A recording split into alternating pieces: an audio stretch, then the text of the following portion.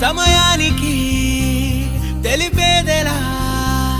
మన వైపు రాదని దూరమై పొమ్మని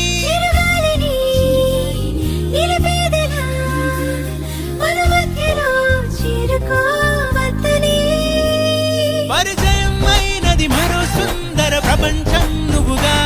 మధువనం అయినది మనసే చలితే